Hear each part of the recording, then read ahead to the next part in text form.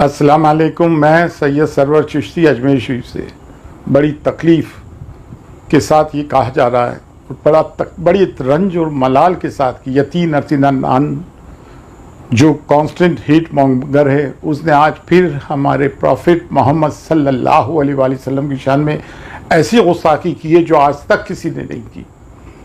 कहते हुए हमारी ज़बान लरज़ जाती है। उसने कहा है जो ईविल रावण, जो ईविल का प्रतीक है, जो पर्सोनिफिकेशन है ईविल का, उसका पुतला ना जलाओ और मोहम्मद का पुतला जलाओ। माज़अल्लाह माज़अल्लाह। अब तो ऐसे ऐसे अपराधी पैदा हो गए हैं जिनके सामने रावण का कोई अस्तित्व नहीं है। अगर आज जलाना है, मैं सारे हिंदुओं का इस मंच से आह्वान करना चाहता हूं, यदि आप जलाना चाहते हैं हर दशहरे पर तो अब तो मोहम्मद को जलाइए। वो कहाँ हैं जो गला फाड़ फाड़ के तकरीरें करते हैं कि 1 लाख रुपए 2-2 लाख रुपए तकरीरों के लेते हैं? वो कहाँ हैं वो सादात जो दरगाहों और खानकाहों पे बैठे हुए और बड़े बड़े नजराने लेते हैं? सिवाय दरगाह शरीफ अजमेर के इस तरह से बाबांगे दौहल आवाज़ ही नहीं उठती है, चाहे वक्त का मामला हो या कोई और मामला हो। कभी ये कहा जाता है कि दरगाह अजमेर शरीफ में हुजूर गरीब नवाज के यहाँ मंदिर है और उस पर केस डाला जाता है, जो अभी खैर अभी एक्सेप्ट तो नहीं हुआ है, और इस किस्म की बातें करी जाती है। The entire Muslim world, the entire Muslim उम्मा should take cognizance of it. और प्राइम मिनिस्टर नरेंद्र मोदी को ये बात बताना चाहिए। और प्राइम मिनिस्टर नरेंद्र मोदी खामोश क्यों हैं?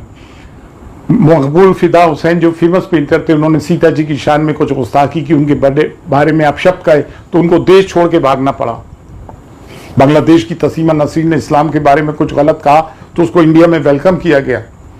वो मनूस तारिक फतेह मर गया, वो इस्लाम के लिए अनशन बातें करता था तो उसको बाकायदा स्पेस दी जाती थी हमारे इलेक्ट्रॉनिक मीडिया पे।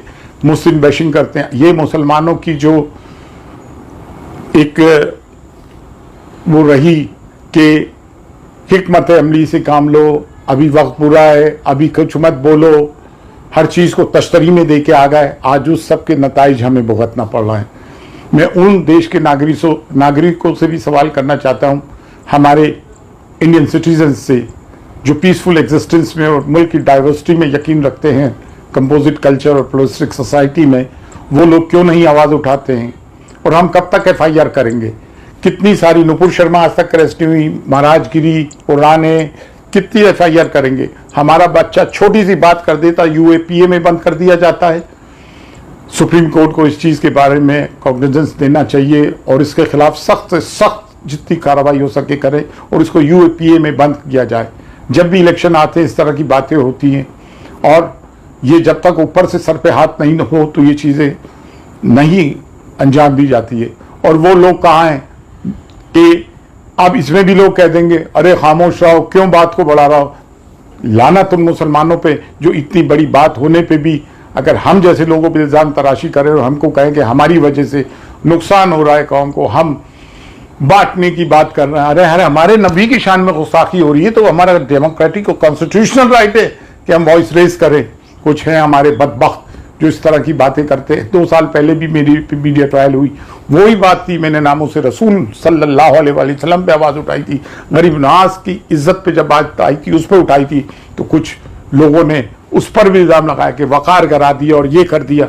ये हुजूर की नामूस की बात है, इतनी बड़ी बात हो गई, हम कैसे खामोश रह सकते हैं? ये नायबुन नबी अताए रसूल की दरगाह है और अगर हम सादात होकर, खुदा में ख्वाजा और चिश्ती होकर इस बात को नहीं आवाज़ उठाएंगे तो फिर कौन उठाएगा? फिर हमने कैसे नमक का हक अदा किया? हमने कैसे खुद्दाम होने का हक अदा किया? मैं आप लोगों से सवाल करता हूँ एंड पूरे मुस्लिम वर्ल्ड की उम्मा को इस पे कॉग्निजेंस लेते हुए और प्राइम मिनिस्टर ऑफ इंडिया को लिखना चाहिए कि इनफ इनफ इज इनफ। फी अमानिल्लाह। अल्लाह हाफिज़।